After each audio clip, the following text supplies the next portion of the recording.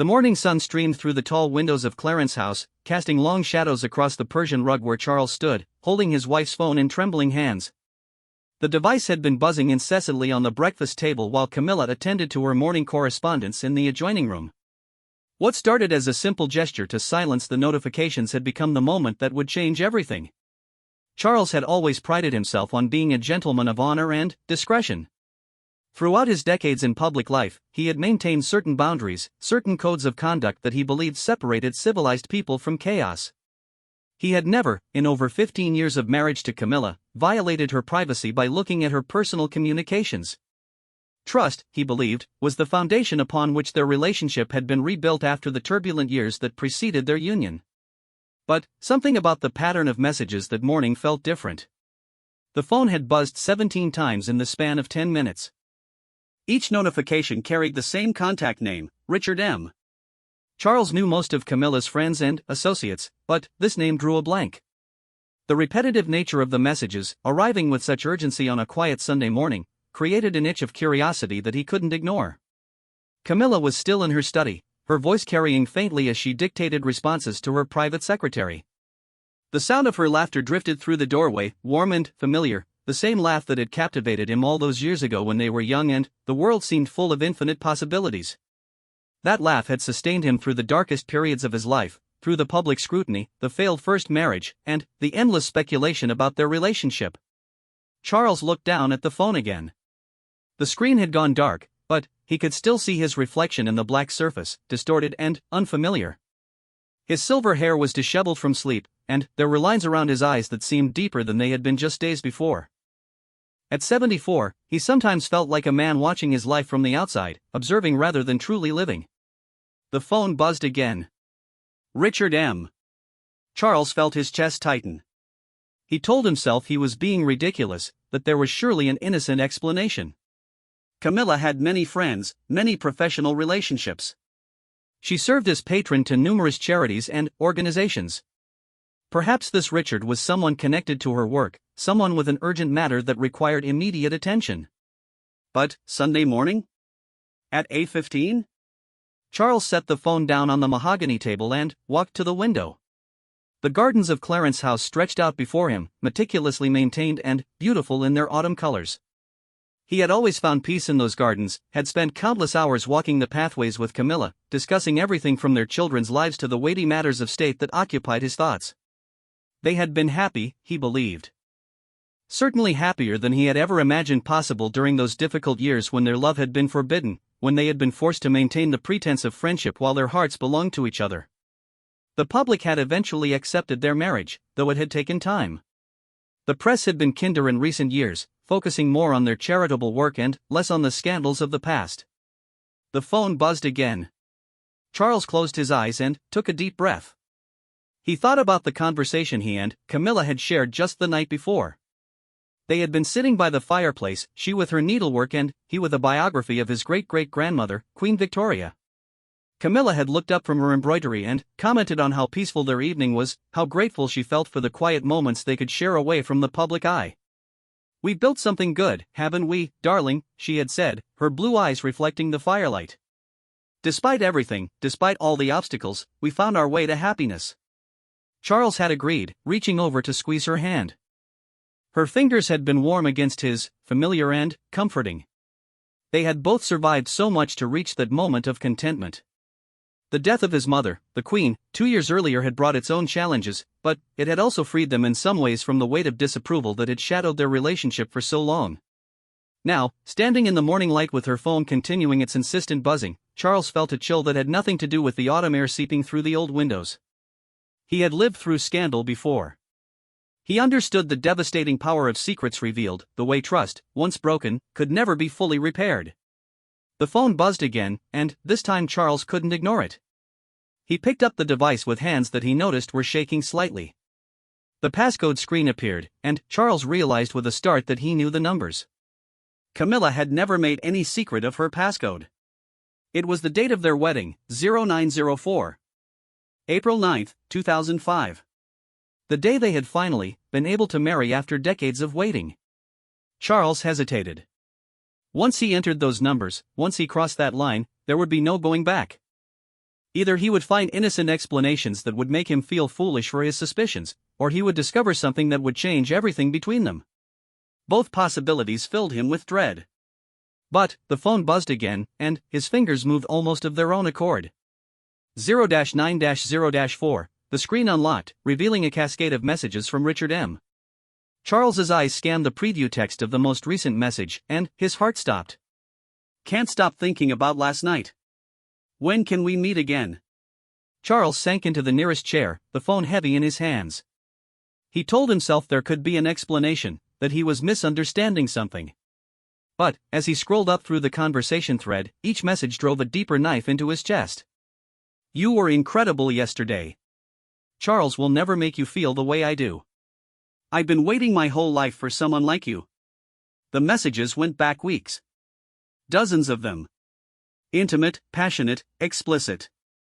Charles read with growing horror as the man called Richard detailed fantasies about his wife, described moments they had shared, made plans for future encounters. And Camilla's responses were equally damning. You make me feel young again, she had written just 3 days earlier. I never thought I could feel this way at my age.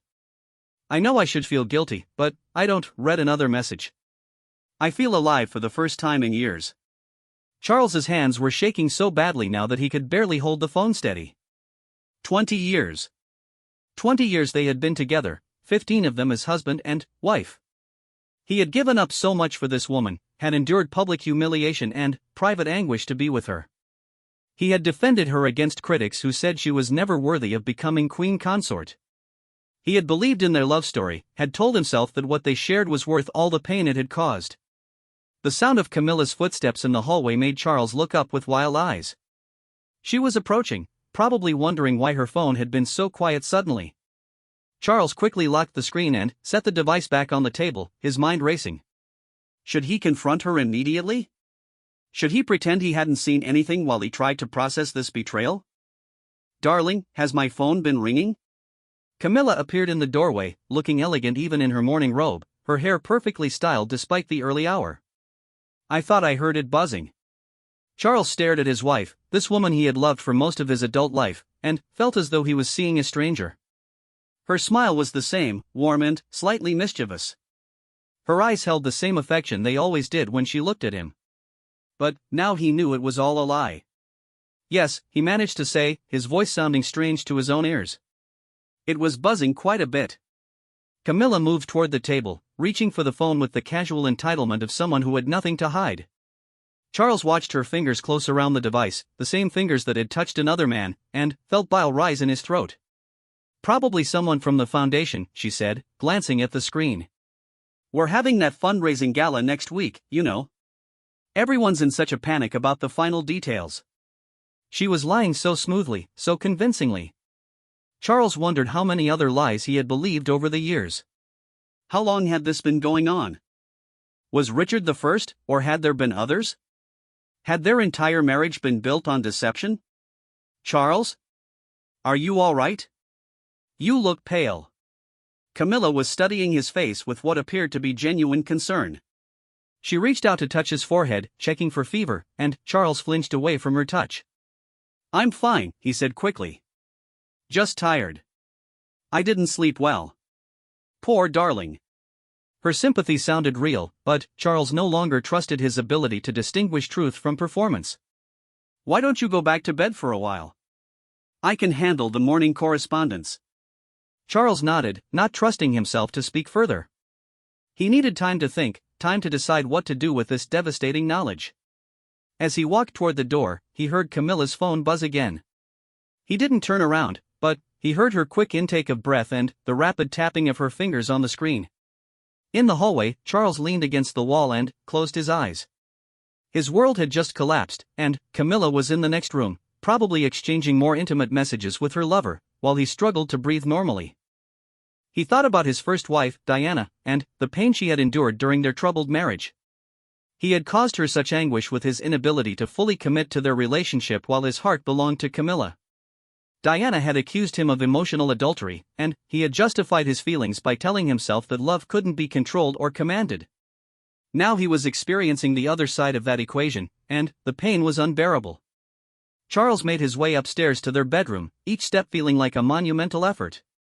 The room still smelled faintly of Camilla's perfume, the same scent she had worn for decades. Her jewelry box sat open on the dresser, her reading glasses folded neatly on the nightstand beside her side of the bed. Everything looked exactly as it had when he woke up that morning, but nothing would ever be the same.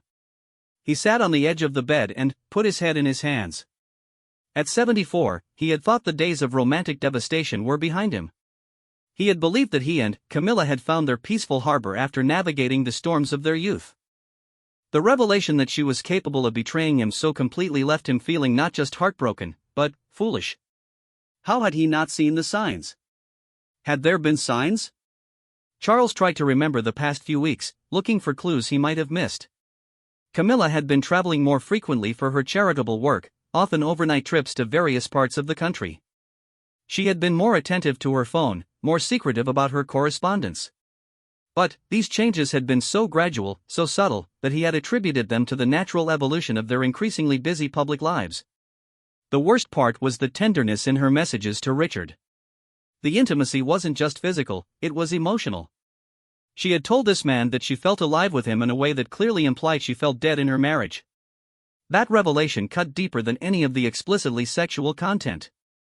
Charles heard Camilla's voice drifting up from downstairs, speaking on the phone now. Her tone was warm and animated, and Charles wondered if she was talking to Richard. The thought made his stomach turn. Was she arranging another meeting? Was she telling her lover about how her husband suspected nothing? He stood up and walked to the window that overlooked the gardens. The autumn morning had given way to a gray afternoon, clouds gathering with the promise of rain. Charles remembered planning those gardens with Camilla during the early years of their marriage. She had been so excited about the prospect of creating something beautiful together, something that would outlast them both. Now he wondered if she had been planning this betrayal even then, if she had ever truly been happy with him, or if she had simply been biding her time until something better came along. The Richard in the messages spoke to her with a passion that Charles hadn't heard in their relationship for years. Perhaps that was his fault. Perhaps he had become too comfortable, too complacent in their love. But, even as he tried to take some responsibility for the failure of their marriage, Charles couldn't escape the fact that Camilla had chosen deception over honesty. If she was unhappy, if she felt their relationship had grown stale, she could have talked to him. They could have worked on rebuilding the passion, could have sought counseling, could have found a way forward together. Instead, she had chosen to share her body and her heart with someone else while continuing to smile at Charles across the breakfast table each morning, while accepting his gifts and his devotion as if they still meant something to her. The phone in his pocket buzzed, and Charles realized with a start that it was his own device. A message from his private secretary reminded him of an engagement that afternoon, a charity event where he and Camilla were scheduled to appear together. The thought of standing beside her, smiling for photographs while knowing what he now knew, seemed impossible. Charles sank into the armchair by the window and closed his eyes. In a few hours, he would have to face the world as if nothing had changed. He would have to shake hands and make small talk and pretend that his marriage wasn't crumbling around him. He would have to watch Camilla charm donors and supporters while knowing that she was counting the minutes until she could return to her secret communications with Richard. The sound of footsteps on the stairs made Charles open his eyes. Camilla was coming up, probably to check on him or to begin preparing for their public appearance. Charles wasn't ready to face her yet, wasn't ready to pretend that everything was normal. "Charles?" Her voice carried down the hallway. "Are you feeling any better?" "Yes," he called back, the lie burning his throat. "Much better." But he wasn't better. He was broken in a way that he feared could never be repaired. And the woman walking down the hallway toward him, the woman whose footsteps he had once found so comforting, was now a stranger who had destroyed everything he thought he knew about his life. 3 days had passed since Charles discovered the messages, and each hour felt like a lifetime of carefully orchestrated deception. He had become a master actor in his own life, smiling at appropriate moments, engaging in conversations about upcoming events, and maintaining the facade of a devoted husband while his world crumbled in silence. The charity event had been particularly torturous, watching Camilla work the room with her characteristic warmth and charm, knowing that she was performing the same act for him. Charles found himself studying his wife with the intensity of a detective examining evidence. Every glance at her phone, every moment of distraction, every unexplained absence took on sinister meaning. When she excused herself to powder her nose during dinner, he wondered if she was really sending messages to Richard. When she stayed up late claiming to read, he questioned whether she was actually conducting intimate conversations with her lover. The most disturbing aspect of this new awareness was how normal everything else seemed.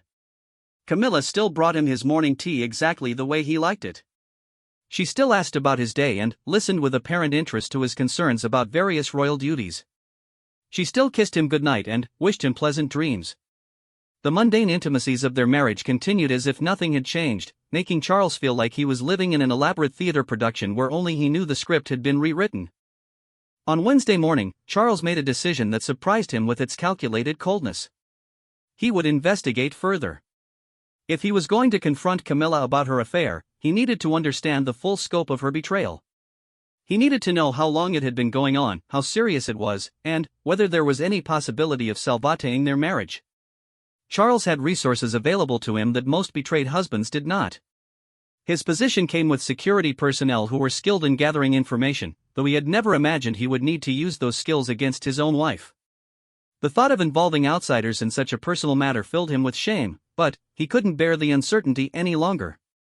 Instead, Charles decided to conduct his own investigation. He began paying attention to Camilla's schedule with forensic precision. Her calendar, which had always been openly shared between their offices, suddenly became a roadmap to potential deception. The overnight trip to Bath 2 weeks earlier to visit the Jane Austen Center's new exhibition. The day-long engagement in Oxford for a literary foundation meeting. The weekend in the Cotswolds for what she had described as a personal retreat. Each of these events now appeared suspicious. Charles contacted the organizations involved, using the pretext of following up on Camilla's visits for potential future engagements. What he discovered made his blood run cold. The Jane Austen Center had no record of Camilla visiting during the dates in question.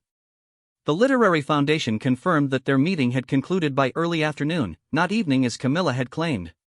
The hotel in the Cotswolds where she claimed to have stayed had no reservation under her name or any of her usual aliases. Charles felt sick as the pattern became clear. Camilla had been systematically lying to him for months, creating elaborate cover stories for her meetings with Richard. The level of deception was staggering. She had involved their shared staff in her lies, requiring them to maintain false schedules and provide alibis for her absences. But who was Richard? This question consumed Charles's thoughts as he tried to piece together his wife's secret life. The familiarity in their text exchanges suggested a long-standing relationship, but Charles couldn't place the name among Camilla's known associates.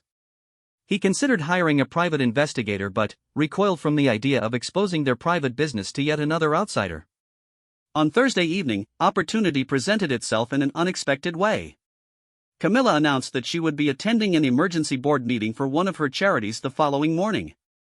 The meeting had been called suddenly, she explained, to address a financial crisis that threatened the organization's ability to continue its work with disadvantaged children. "I may be gone most of the day," she said, her expression appropriately concerned. "These situations require delicate handling, and I want to make sure we explore every possible solution." Charles nodded sympathetically and wished her luck with the challenging situation. But, after Camilla retired to her study to prepare for the meeting, Charles quietly called the charity's headquarters. The night security guard who answered the phone confirmed that there was no board meeting scheduled for the following day. In fact, the guard mentioned the charity's board wouldn't meet again until the following month. The casualness of Camilla's lie was perhaps the most hurtful aspect. She had looked directly into Charles's eyes and fabricated an elaborate story about helping disadvantaged children, knowing that such a cause would resonate with his own charitable interests. She had weaponized his compassion against him, using his good nature as cover for her deception. Charles spent that night staring at the ceiling while Camilla slept peacefully beside him. Her breathing was steady and untroubled, her face relaxed in sleep. She looked exactly as she had for 15 years of marriage, but Charles now felt like he was sharing a bed with a complete stranger. The woman he had loved, the woman he had thought he knew intimately, was capable of sustaining elaborate deceptions without any apparent emotional cost. He thought about confronting her when she woke up, demanding an explanation for her phantom board meeting. But something held him back. Perhaps it was the realization that once he revealed his knowledge of her lies, their marriage would officially be over. As long as he remained silent, he could maintain the illusion that there was still hope for them. Friday morning arrived gray and drizzly, matching Charles's mood perfectly. Camilla dressed carefully for her fictional board meeting, choosing a conservative navy suit that projected exactly the right image of serious concern for charitable matters. She kissed Charles goodbye with what seemed like genuine affection and promised to call him with updates about the meeting's progress. "Wish me luck," she said, adjusting her pearls in the hallway mirror. "These financial matters are always so complicated." "Of course," Charles replied. "I hope you can help them find a solution." As soon as Camilla's car disappeared down the drive, Charles felt a strange sense of relief. The constant tension of pretending normalcy was exhausting, and her absence provided a temporary respite from the emotional performance. He spent the morning in his study, attempting to focus on correspondence, but his thoughts kept returning to the question of where Camilla was really going. The answer came sooner than he expected. At 11 o'clock, Charles received a call from his head of security, a discreet and reliable man named Thompson who had served the family for over a decade. "Sir, I hope I'm not overstepping," Thompson said carefully, "but I felt you should know that there's been some unusual activity regarding the Queen Consort's movements today." Charles's heart began racing. What kind of activity? She dismissed her usual protection detail this morning, claiming that the nature of her meeting required complete privacy. "She's traveling with only Detective Inspector Morrison, who was instructed to wait outside during her appointment." This was highly irregular. Camilla never dismissed her security detail, and she certainly never attended meetings without proper protection. The official protocols existed for good reasons, and Camilla understood their importance better than most people. "Do you know where she is?" Charles asked. Thompson hesitated. D.I. Morrison's tracking shows they're currently at the Langham Hotel in central London. "She's been inside for approximately an hour." The Langham Hotel. Charles knew it well, one of London's most prestigious and discreet establishments, exactly the kind of place where someone might arrange a private rendezvous. The pieces of the puzzle were falling into place with devastating clarity. Charles thanked Thompson and asked him to maintain normal protocols while keeping him informed of any developments. After ending the call, he sat in his study feeling numb. His wife was at this very moment likely in a hotel room with her lover, while he sat alone in their home, surrounded by photographs of their life together. The walls of Charles's study were lined with images that told the story of their relationship.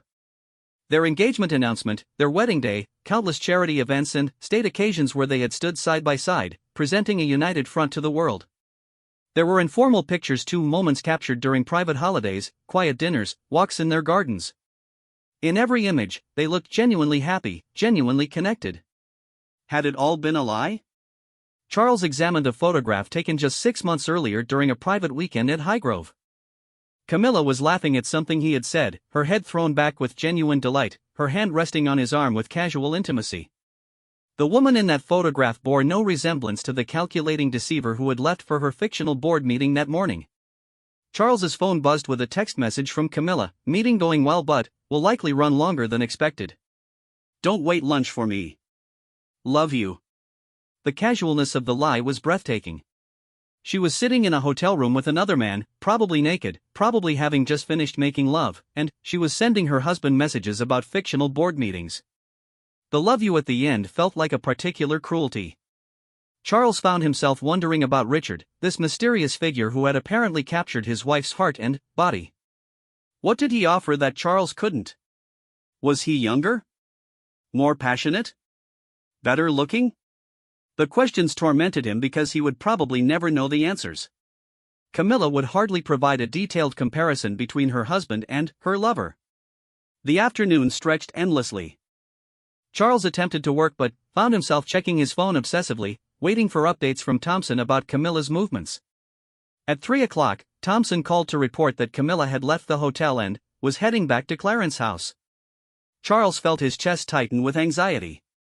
In less than an hour, he would have to face his wife again, pretend to be interested in her fictional board meeting, and maintain the charade that their marriage was intact. Camilla arrived home at 4:15, looking slightly disheveled despite her obvious attempts to restore her appearance. Her hair was perfect, her makeup carefully reapplied, but there was something about her posture, her slightly flushed skin, that suggested recent intimate activity. She found Charles in the drawing room, where he was pretending to read a book on agricultural policy. "Darling, I'm exhausted," she announced, sinking into the chair across from him. "These crisis meetings are emotionally draining. We managed to work out a temporary solution, but it's going to require ongoing attention." Charles looked up from his book and studied his wife's face. She met his gaze directly, her expression appropriately weary but optimistic. If he hadn't known the truth, he would have been completely convinced by her performance. "I'm sorry you had such a difficult day," he said, his voice steady despite the rage building in his chest. "But I'm glad you were able to help." Camilla smiled gratefully. "You're so understanding, Charles. I know these emergency situations disrupt our plans, but I couldn't let those children down." The reference to children made Charles's hands clench involuntarily. She was still elaborating on her lie, still using fictional disadvantaged children as props in her deception. The callousness of it took his breath away. "Perhaps you should rest before dinner," Charles suggested. "You look tired." "I think I will," Camilla agreed. "A hot bath might help me recover from such an intense day." As she left the room, Charles noticed that she was walking slightly differently, more carefully, as if she were sore. The observation hit him like a physical blow. His wife had spent the afternoon making love to another man and was now going upstairs to wash away the evidence before joining her husband for dinner. Charles remained in his chair long after Camilla disappeared upstairs. He could hear water running in their bathroom, could imagine her settling into the deep tub where she had relaxed countless times after genuinely exhausting days of royal duties. Now she was using that same tub to erase the traces of her adultery. The sound of his phone ringing interrupted Charles's dark thoughts. The caller ID showed his son William's number, and Charles hesitated before answering. He wasn't ready to speak to anyone, especially not his children, while his emotions were so raw. "Hello, William. Father, I hope I'm not calling at a bad time. I wanted to discuss the upcoming Trooping the Color arrangements." Charles forced himself to focus on the conversation, grateful for the distraction from his personal crisis. They spent 20 minutes discussing logistical details, ceremony protocols, and family participation. William's voice was warm and respectful, and Charles found himself thinking about how this scandal would affect his children if it became public. William had already lived through one royal divorce, had experienced firsthand the media circus that surrounded the breakdown of Charles's first marriage. The thought of putting his sons through another public dissolution of their father's marriage was almost unbearable. After ending the call with William, Charles sat in the growing darkness of the drawing room and contemplated his options. He could confront Camilla immediately, demanding explanations and honesty. He could present her with the evidence of her lies and force her to choose between Richard and their marriage. But he suspected he already knew what her choice would be. Alternatively, he could continue gathering information, building a complete picture of her betrayal before deciding how to proceed. This approach would give him more control over the timing and manner of any confrontation, but it would also mean enduring more days or weeks of deception. The third option, which he hardly dared consider, was to remain silent indefinitely. He could choose to ignore Camilla's affair and preserve their public marriage while accepting that their private relationship was a lie. Many couples throughout history had made similar arrangements, prioritizing duty and appearances over personal happiness. But, even as Charles considered this possibility, he knew it was impossible.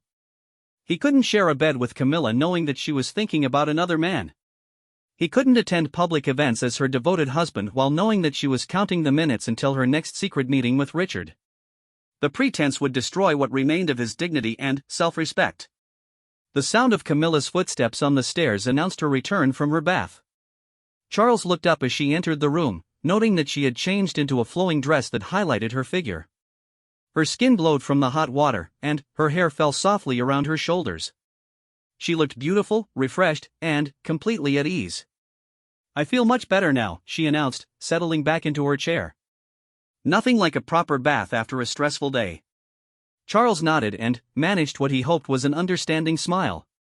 But, inside, he felt something fundamental shift into place. The time for investigation and uncertainty was over. He knew enough about Camilla's betrayal to make his decision, and he knew that their marriage, as he had understood it, was finished. The only question now was how to end it with whatever dignity remained.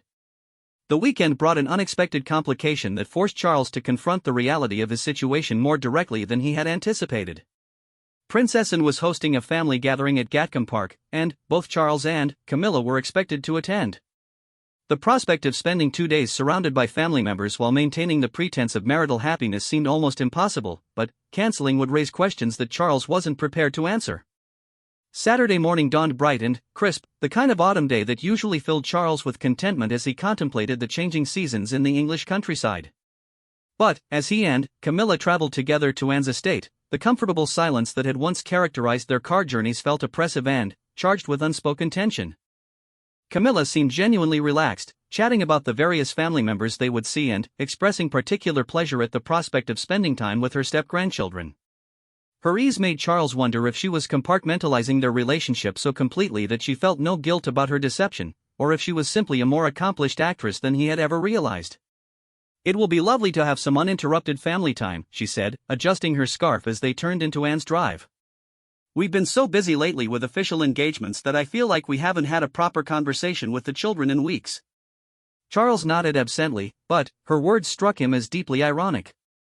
She was lamenting their lack of quality family time while actively destroying the foundation of their family through her affair. The cognitive dissonance was staggering. Anne greeted them at the door with her characteristic directness and warmth. Charles had always appreciated his sister's no-nonsense approach to life, her ability to cut through pretense and speak honestly about difficult situations. Today, however, her perceptiveness felt dangerous. If anyone in the family was likely to notice that something was wrong between Charles and Camilla, it would be Anne. The gathering included William and Catherine with their children, Harry and Meghan, who had flown in specially for the weekend, and several of Anne's own family members. The house buzzed with the familiar chaos of multiple generations coming together, children's laughter mixing with adult conversation in the comfortable way that Charles had always treasured. But, as the day progressed, Charles found himself observing the other couples with new eyes. William and Catherine moved together with the easy synchronization of partners who trusted each other completely. Their casual touches, shared glances, and gentle teasing spoke of a relationship built on genuine intimacy and mutual respect. Harry and Meghan, despite the geographical distance that had strained their relationship with the family, still demonstrated clear affection and partnership in their interactions. Watching these healthy marriages highlighted the hollowness of his own relationship with devastating clarity. When Camilla laughed at his jokes or reached for his hand during conversation, Charles felt like a fraud participating in an elaborate deception that diminished everyone around them. The most difficult moment came during Saturday evening dinner when Anne proposed a toast to long marriages and enduring love. She raised her glass specifically toward Charles and Camilla, praising their persistence in building a life together despite the obstacles they had faced. To Charles and Camilla, Anne said warmly, "who have shown us all that true love can survive any challenge and grow stronger with time." Charles raised his glass mechanically and managed to smile as the family echoed the toast, but the words felt like knives in his chest.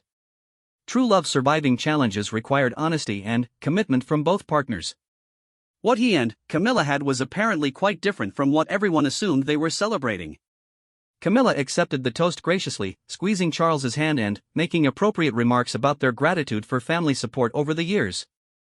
Her performance was flawless, but Charles noticed that she avoided making direct eye contact with him during her response. Perhaps she wasn't as immune to guilt as he had supposed. After dinner, the family gathered in Anne's comfortable sitting room, where conversation flowed easily among various small groups. Charles found himself sitting with William and Harry, discussing upcoming royal responsibilities and sharing memories of their grandmother, the late Queen. For a brief period, he was able to lose himself in the simple pleasure of talking with his sons, temporarily forgetting the crisis that was consuming his thoughts. But then, Camilla's phone buzzed, and Charles watched with sick fascination as she glanced at the screen and immediately excused herself to take what she claimed was an important call from one of her charities. Through the window, Charles could see her pacing in Anne's garden, gesticulating animatedly as she spoke. The conversation lasted nearly 30 minutes, far too long for any legitimate charity business at 9 o'clock on a Saturday evening. When she returned, Camilla apologized profusely for the interruption and offered a detailed explanation about a funding crisis that required immediate attention. Charles listened to her lies with growing amazement at her creativity and boldness. She was lying to his entire family, using them as unwitting accomplices in her deception. "Poor darling, you work too hard," Catherine said sympathetically. "Can't these emergencies wait until Monday?" "Unfortunately, when you're dealing with vulnerable populations, crises don't observe normal business hours," Camilla replied with convincing regret. "But I've sorted it out now, so we can enjoy the rest of our evening." Charles excused himself shortly after Camilla's return, claiming fatigue and a desire for some fresh air. In truth, he needed to escape the stifling atmosphere of familial warmth and pretense that was making him feel increasingly claustrophobic. He walked through Anne's gardens in the darkness, breathing deeply and trying to calm the rage that threatened to overwhelm his self-control. His phone rang as he reached the far end of the garden. The caller ID showed Thompson's number, and Charles answered immediately, grateful for any distraction from his churning thoughts. "Sir, I apologize for calling so late, but I thought you should know that we've identified the individual who has been meeting with the Queen Consort." Charles's heart began racing. "Go ahead." "His name is Richard Mansfield. He's a 58-year-old art dealer from Bath. He specializes in contemporary British artists and has been building quite a successful gallery business over the past decade. He's divorced, no children, and maintains a flat in London as well as his primary residence in Bath." The details hit Charles like physical blows.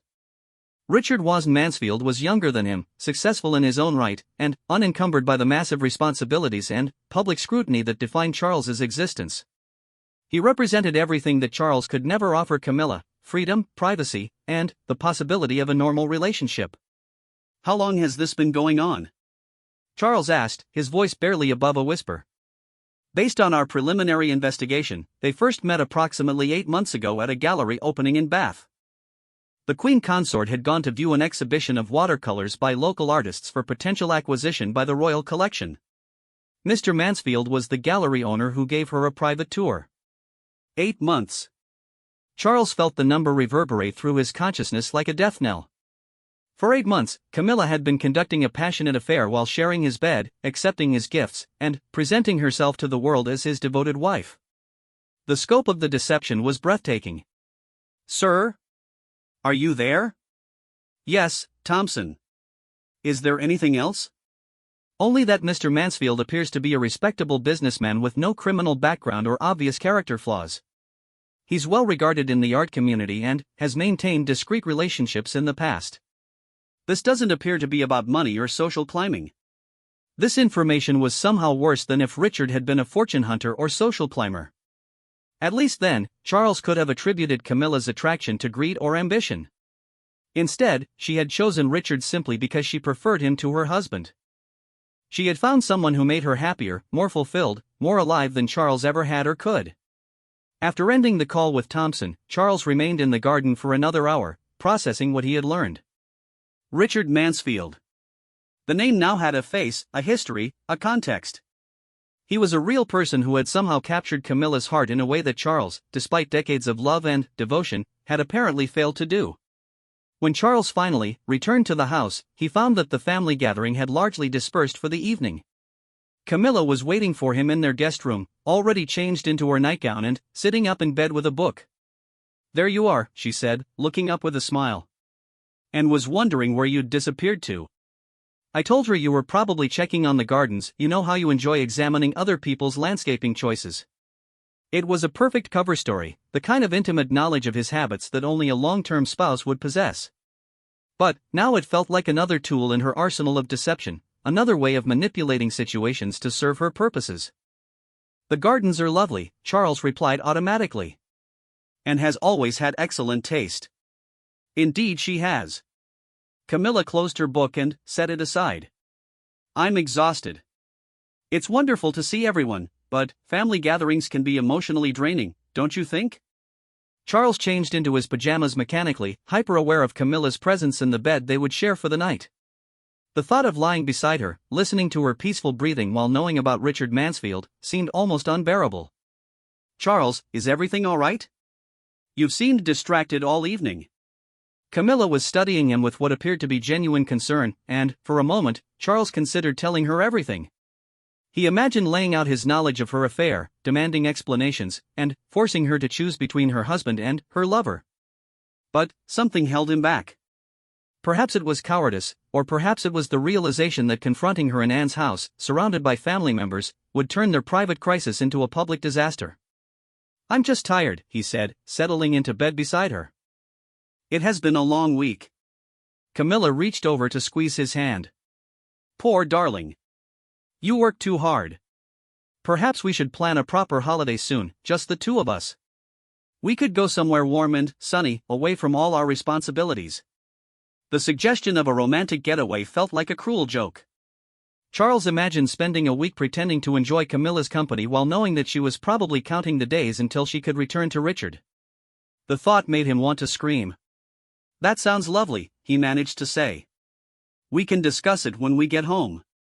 Camilla kissed him goodnight, the same gentle peck on the cheek that had concluded thousands of their evenings together. But now it felt like an obligation rather than affection, a perfunctory gesture that maintained the appearance of intimacy while concealing the truth of their relationship. Charles lay awake for hours that night, listening to Camilla's steady breathing and watching moonlight move across the unfamiliar ceiling. He thought about Richard Mansfield, trying to imagine what conversations he and Camilla shared, what dreams they discussed, what future they were planning together. Did Richard know that Camilla was married, or was she deceiving him as well? Was he pressuring her to leave Charles, or was he content to remain her secret lover indefinitely? The questions multiplied endlessly, each one more torturous than the last. Charles realized that he was engaging in a form of psychological self-harm, but he couldn't seem to stop. The need to understand the magnitude of his wife's betrayal had become an obsession that was consuming his ability to think rationally about anything else. Sunday morning brought another round of family breakfast and animated conversation, but Charles felt increasingly disconnected from the proceedings. He smiled and nodded appropriately, participated in discussions about upcoming events and family news, but part of his mind remained fixated on the knowledge that would soon destroy this comfortable illusion of domestic happiness. Camilla announced during breakfast that she had received another urgent call from her charity and would need to return to London earlier than planned to address yet another crisis. Charles listened to her elaborate explanation with detached fascination, noting the careful details she included to make her story believable and the way she solicited sympathy from family members for her dedication to important causes. "You're too conscientious," and said admiringly. "But I suppose that's why your charities are so successful. They're lucky to have someone who cares so deeply about their missions." Charles watched his sister praise his wife's fictional dedication and felt a wave of nausea. Every compliment, every expression of admiration for Camilla's character, felt like another layer of humiliation. His family respected and loved a woman who was systematically deceiving all of them. The drive back to London was largely silent, both Charles and Camilla apparently lost in their own thoughts. Charles found himself studying his wife's profile as she dozed in the passenger seat, trying to reconcile the peaceful, familiar face with the calculating stranger he now knew her to be. As they approached Clarence House, Camilla stirred and began gathering her things. "I'm sorry to cut our family time short," she said. "But duty calls, as you well know." "Of course," Charles replied. "I understand completely." But he didn't understand anything anymore. The woman sitting beside him had become a complete mystery, her motivations and feelings as foreign to him as those of any stranger. All he knew with certainty was that their marriage, as he had understood it for 15 years, was over. The only question remaining was how to end it with whatever dignity they could salvage from the wreckage of their shared deception. The confrontation came on a Tuesday morning in late November, exactly 3 weeks after Charles had first discovered the messages on Camilla's phone. He had spent those weeks in careful preparation, gathering evidence, consulting with his private secretary about the potential constitutional implications of a royal separation, and steeling himself for the conversation that would end their marriage. Charles had chosen the timing deliberately. Camilla had just announced another fictitious emergency meeting, this one supposedly about winter provisions for homeless shelters. She was scheduled to leave Clarence House at 10 o'clock for what Charles knew was actually another rendezvous with Richard Mansfield at the Langham Hotel. At 9:30, as Camilla gathered her things and prepared to deliver another performance about her dedication to charitable causes, Charles made his decision. "Camilla, we need to talk." Something in his tone made her look up sharply from her handbag. Charles was standing in the doorway of their morning room, his posture rigid and his expression more serious than she had seen in their 15 years of marriage. "Of course, darling. But can it wait until this evening? I'm already running late for the meeting, and you know how these emergency situations require immediate attention." "There is no meeting," Charles said quietly. "There are no homeless shelters facing a crisis. There is no emergency requiring your immediate attention." The color drained from Camilla's face, but she maintained her composure with remarkable skill. "Charles, I don't understand what you're suggesting." "Of course there's a meeting. I showed you the correspondence from the charity board yesterday. The correspondence that you fabricated, just as you fabricated the board meeting last Friday and the crisis in Bath 2 weeks ago." Charles stepped into the room and closed the door behind him. The lies stop now, Camilla. All of them.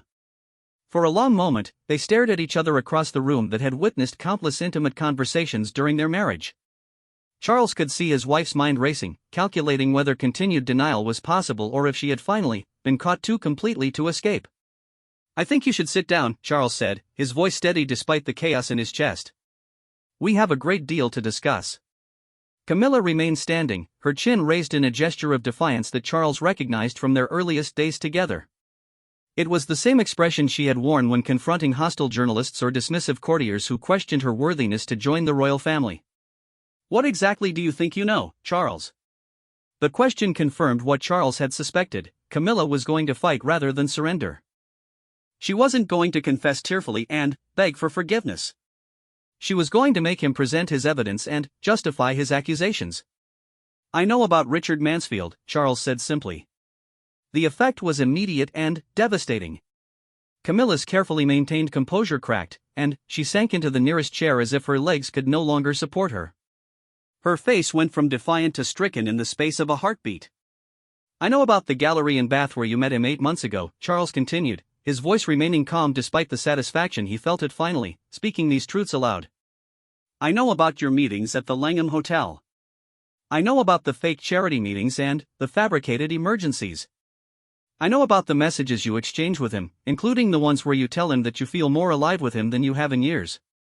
Camilla buried her face in her hands, her shoulders shaking with what might have been sobs or simply the physical release of tension that came with the end of months of deception. "How long have you known?" she asked, her voice muffled by her hands. 3 weeks. 3 weeks of watching you lie to my face, watching you accept sympathy for your fictional charitable crises, watching you kiss me goodnight while planning your next meeting with your lover. Camilla looked up, her eyes red but her voice gaining strength.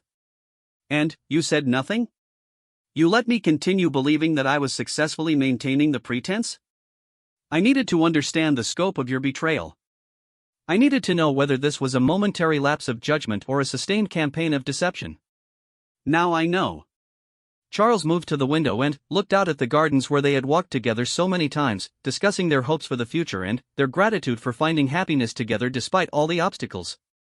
Those conversations now seemed like scenes from someone else's life. "Do you love him?" The question emerged before Charles could stop himself, and he immediately regretted the vulnerability it revealed. "Charles, please. This conversation doesn't need to become unnecessarily cruel.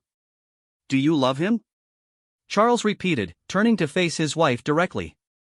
Camilla was silent for a long moment, her hands clasped tightly in her lap. When she finally spoke, her voice was barely above a whisper.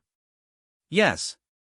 The simple word hit Charles with surprising force, even though he had known the answer before asking the question. Hearing Camilla confirm that she had given her heart to another man while remaining married to him felt like a physical blow. "How long?" Charles asked. "How long have I loved him, or how long has the affair been going on?" "Both." Camilla closed her eyes. "The affair began 3 months after we met." "The love." "I think I knew I was falling in love with him within 6 weeks." Charles did the mathematics. Camilla had been conducting an active sexual relationship with Richard Mansfield for 5 months while sharing Charles's bed and maintaining the facade of their marriage. She had been emotionally unfaithful for even longer. "Why didn't you tell me you were unhappy?" Charles asked, genuine bewilderment creeping into his voice. "We could have worked on our problems. We could have gone to counseling. We could have found a way to rebuild what we had. Could we?" Camilla's voice carried a note of challenge. "Could we really have rebuilt the passion that disappeared from our marriage years ago? Could we have recaptured the excitement that we lost somewhere between royal duties and public obligations and the simple passage of time? We could have tried." "I didn't want to try, Charles. I wanted to feel alive again. I wanted to feel desired and exciting and young. Richard makes me feel all of those things in ways that you haven't for a very long time." The honesty was brutal but also strangely liberating. Charles had spent 3 weeks wondering what he had done wrong, how he had failed as a husband, what he could have done differently to prevent this betrayal. Now he understood that Camilla's affair wasn't really about him at all. It was about her desire to recapture feelings that their settled, comfortable marriage could no longer provide. "So what happens now?" Charles asked. I don't know. Camilla wiped her eyes with a handkerchief from her pocket. I suppose that depends on what you want to happen. What I want is to go back to 3 weeks ago when I believed we were happy. What I want is to undo the knowledge that my wife has been lying to me for months. What I want is to feel confident that the woman I've loved for most of my adult life actually loves me in return. Charles. But none of those things are possible, are they? We can't unknow what we now know. We can't rebuild trust that has been this thoroughly destroyed. We can't pretend that you haven't chosen someone else over our marriage. Camilla was crying openly now, her carefully applied makeup streaking down her cheeks. I never wanted to hurt you. I know that sounds absurd given what I've done, but it's true. I kept telling myself that what you didn't know couldn't hurt you. Except it did hurt me. It hurt me every time you lied about where you were going. It hurt me every time you chose to share your thoughts and feelings with him instead of with me. It hurt me every time you came home from being with him and pretended to be satisfied with our life together. I know. I know how selfish I've been. But, Charles, I've never been as happy as I've been these past few months. Richard sees me as I really am, not as the queen consort or as your wife or as any kind of public figure. He sees me as Camilla, and he loves that woman. And I don't? You love the Camilla who fits perfectly into your life, who supports your work and shares your interests and never makes unreasonable demands. But that's not all of who I am. There are parts of me that have been dormant for years because they didn't fit with the role I needed to play as your wife. Charles absorbed this accusation in silence. Was it true? Had he been so focused on their public partnership that he had stopped seeing Camilla as a complete individual? Had he taken her so much for granted that he had stopped making the effort to understand her changing needs and desires? That doesn't justify what you've done, he said finally. If you felt constrained by our marriage, if you felt that I wasn't seeing all of who you are, you should have talked to me about it. We're supposed to be partners, Camilla. Partners communicate with each other instead of seeking fulfillment outside the relationship. You're right. I should have talked to you. But, Charles, I was terrified that if I admitted to being unhappy, if I confessed that I sometimes felt like I was disappearing into the role of queen consort, you would see it as ingratitude. You sacrificed so much to be with me, endured so much criticism and public disapproval. How could I tell you that it wasn't enough? For the first time in 3 weeks, Charles felt a flicker of sympathy for his wife. The pressures of royal life were indeed suffocating, and Camilla had shouldered those burdens with remarkable grace and dignity. Perhaps he had been so grateful for her willingness to accept those constraints that he had stopped questioning whether they were making her happy. But sympathy couldn't overcome betrayal.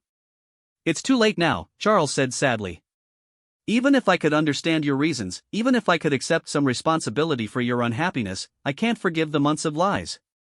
I can't share a bed with someone who has been sharing hers with another man. I can't trust you again, Camilla. Without trust, we have nothing. So you want a divorce? The word hung between them like a weapon that neither wanted to wield but that had become inevitable. I don't want a divorce, Charles said carefully. I want a wife who loves me enough to be honest with me, who values our marriage enough to work on our problems instead of seeking solutions elsewhere. But I can't have that wife, can I? Because you've already chosen Richard over me. I haven't chosen anyone.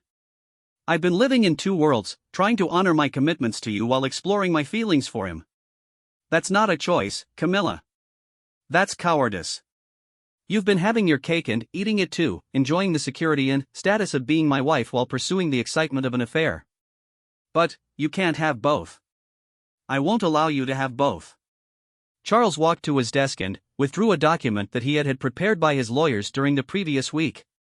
I've had a separation agreement drafted. You can review it with your legal team, but the terms are quite straightforward. We'll announce that we're taking some time apart to evaluate our marriage. If, after 6 months, you choose to end your affair and commit fully to our relationship, we can attempt reconciliation. If not, we'll proceed with a formal divorce. Camilla took the document with shaking hands. And if I choose Richard immediately? If I don't want to wait 6 months? Then, we'll announce our separation immediately, and the divorce proceedings can begin as soon as our lawyers can arrange them. What about the constitutional implications? The public reaction? Your role as king? I'll deal with those problems as they arise. I won't remain in a marriage that has become a lie simply to avoid complications. Camilla read through the first page of the separation agreement, her expression growing more stricken with each paragraph. You've really thought this through, haven't you? You've planned for every contingency. I've had 3 weeks to think about little else. And there's no possibility of forgiveness? No chance that we could work through this together?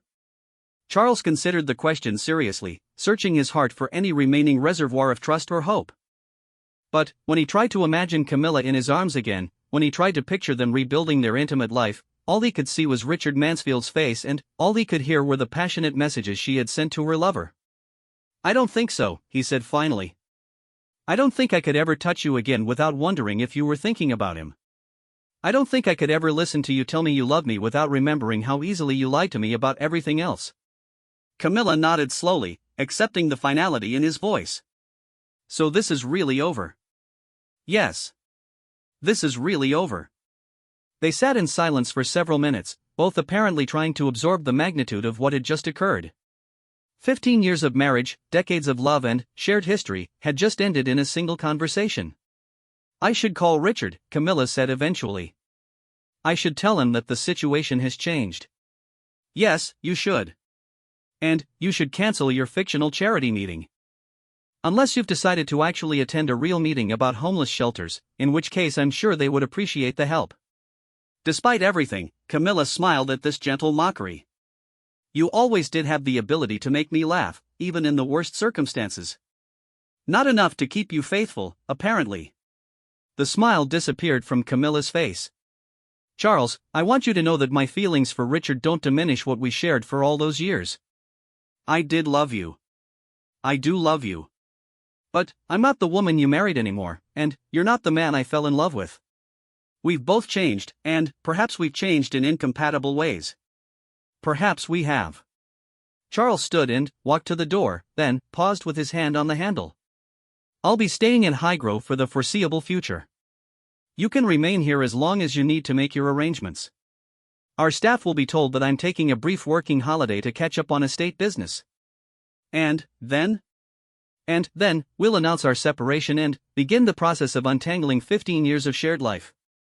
As Charles reached for the door handle, Camilla called his name one last time. Charles? I am sorry.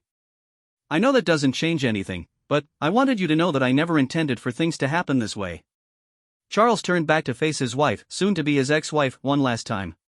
She looked smaller than usual, diminished by the weight of her confessions and the reality of their ending marriage.